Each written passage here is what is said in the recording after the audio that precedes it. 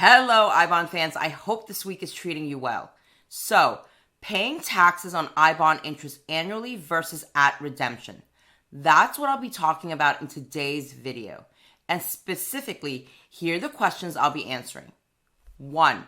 How do you pay taxes on your iBond interest annually? 2. The main reason for paying taxes on your iBond interest annually. 3. The main reason against paying taxes on your iBond interest annually. And 4. What we're doing and why.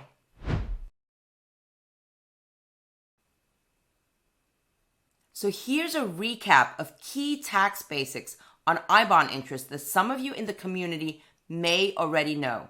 1.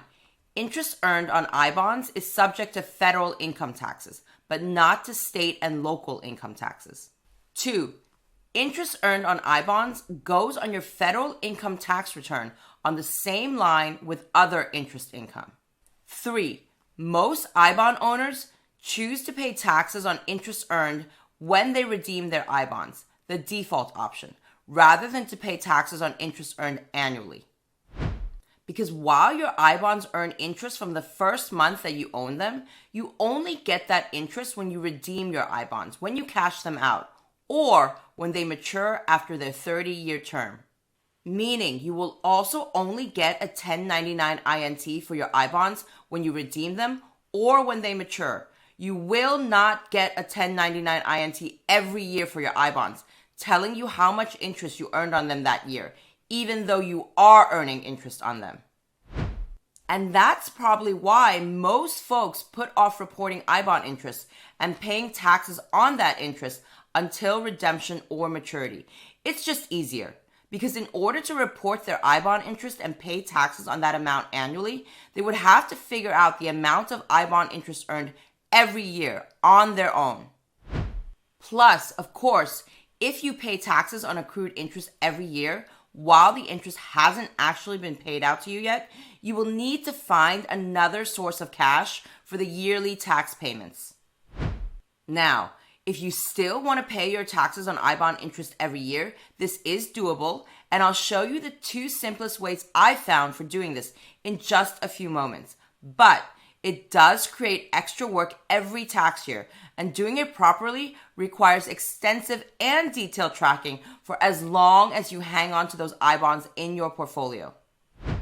For those of you in the community who have been reporting your iBond interest and have been paying taxes on those amounts annually, feel free to share how you calculate your iBond interest every year in the comments below so that others who choose the annual interest reporting and tax payment option may also benefit from your experience.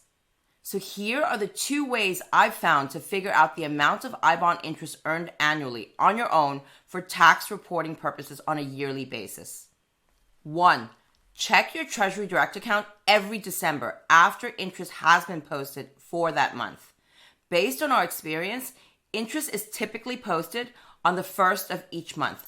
But in case that falls on a weekend or there's a posting delay on Treasury Direct's end for whatever reason, I say check after the first week of December every year. Here's how to do this. So from my Treasury Direct account summary page, I click on Savings Bonds here. That'll take me to this current holding screen. And if I scroll down, I'll be able to select my iBonds here and click Submit, which will take me to this summary page. I only have this one iBond here in this account that I bought in 2022. Now, if we pretend that I'm checking this in December 2022, all I would need to do is take this current value and subtract out this principal amount. And that's the interest I would have earned in 2022, in year 1. The problem with this method is that I would have had to do this in December 2022. It's now February 2023, and this current value here is the current value as of February 2023, which brings me to the second way of figuring out the amount of iBond interest earned annually. 2. Use Treasury Direct Savings Bond Calculator. Here's what the newly designed page looks like. Now, if I scroll down, I'll see that it says the Savings Bond Calculator gives information on paper savings bonds only. And that's probably because it's not programmed to work for iBonds with denominations of $10,000. But there's a simple workaround for that, which I'll go through shortly. I do encourage you to read through all of the information on this page to familiarize yourself with the calculator. I've linked this page in the description below. For the purposes of this video though, I'll just scroll down to the bottom of this page and click on this Go to Savings Bond Calculator link. And here I am. Under Value as of, I'll enter December 2022. For series, I'll select I-bonds. Under denomination, I'll select 1,000, even though I actually own $10,000, because if I enter 10,000, this is the error message I'll get. As I mentioned earlier, this calculator does not appear to be programmed for $10,000 denominations. Anyway, going back to the original page, after I select $1,000 here, I'll enter the month that I bought my I-bonds in, so February 2022, and I'll hit Calculate. And this screen will appear, showing me the interest I earned on my I-bonds in 2022, in year 1. I'll have to multiply this amount by 10 though, because I actually bought $10,000 of I-bonds, and not the $1,000 that I used for this calculation. And that interest earned number is what I would report for my I-bonds on my 2022 federal tax return. And if you're wondering, yes, that number already has the early withdrawal penalty of the last 3 months' interest deducted from it because I bought these I-bonds in 2022. Do remember that in this example, 2022 is year 1 of I-bond ownership for me. I'll be coming back to this point in a later section. So that sounds easy enough, right? Well, yes, if you only own one I-bond and it's your first year doing this. Yes, it's pretty straightforward. If, however, you own more than one I-bond or plan on buying I-bonds regularly, say every month or every year, it can get quite complex. Because what I just walked you through, that was just step 1 in the process of how to pay taxes on your I-bond interest annually. There are at least 4 more steps I can think of in this process, which brings us to the main reasons for and against paying taxes on your I-bond interest annually.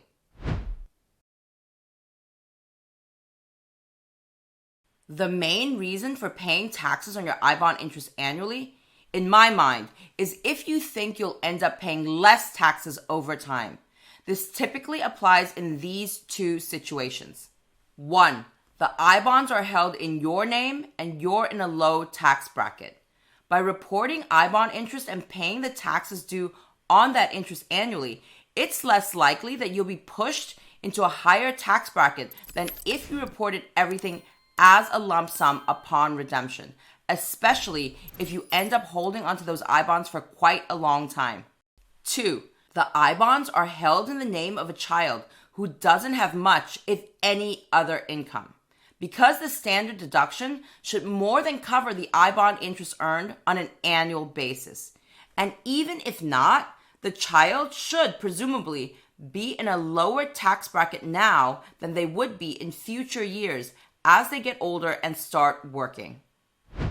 For those of you who bought I-bonds for your children and are interested in possibly reporting I-bond interest and paying taxes on that amount annually, I've attached more information to this IRS page on tax as it relates to a child's investment and other earned income in the description below. You'll need to read through it to decide whether you need or want to go down this route, and also if it's necessary and advisable in your situation to file a separate tax return for your child or children. Now that we've covered this main reason for reporting and paying taxes on I-bond interest annually, let's move on to the main reason against reporting and paying taxes on I-bond interest annually. The main reason against paying taxes on I-bond interest annually is that you have to keep meticulous records and stay on top of the annual reporting process for taxes for as long as you own these I-bonds. In an earlier section, I showed you step 1, figuring out how much I-bond interest you earned in year 1 of owning your I-bonds, the amount you would report on your 2022 federal income tax return and pay taxes on. Step 2 is calculating how much interest you earned in year 2 of owning your I-bonds. So in year 2, you'd have to take the year 2 end value of your I-bonds, so the value in December 2023 in the case of the previous example, and subtract out from that the year 1 end value of your I-bonds, the value in December 2022, in order to get the annual I-bond interest earned in year 2. And that's the amount you would report on your 2023 federal income tax return and pay taxes on.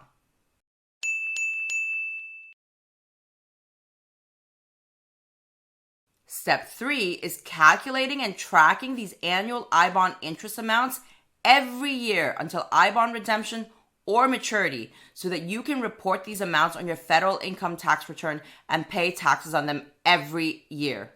Step 4 is subtracting out all the I-bond interest amounts you've reported over the years and paid taxes on already when you get the aggregate amount of I-bond interest earned on your 1099 INT upon I-bond redemption or maturity.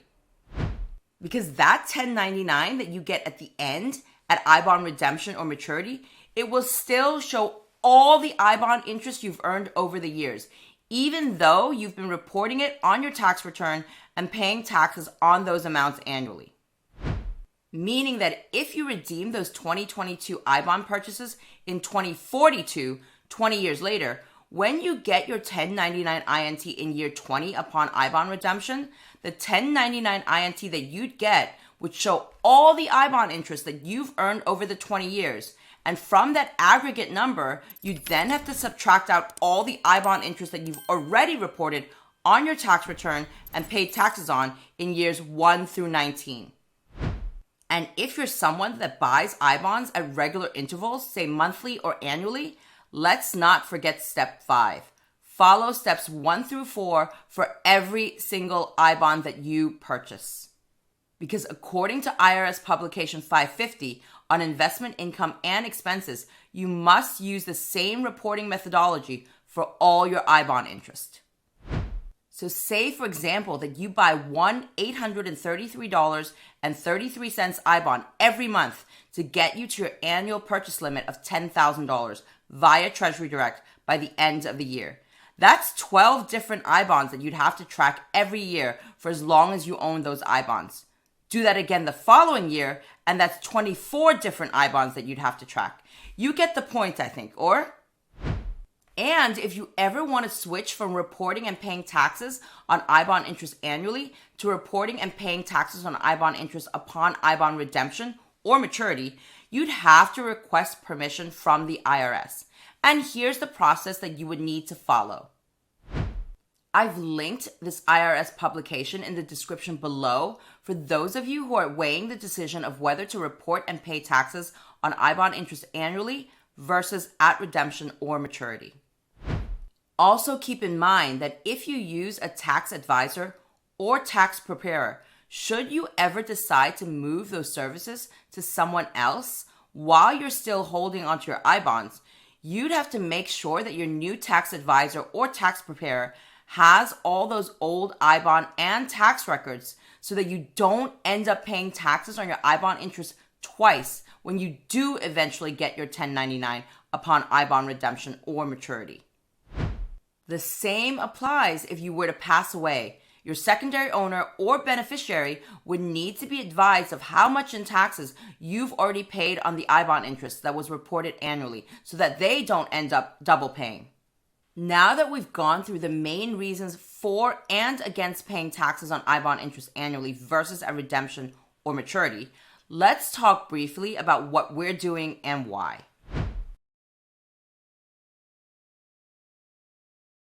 We're paying our I-bond taxes either at redemption, whenever that may be, or at maturity.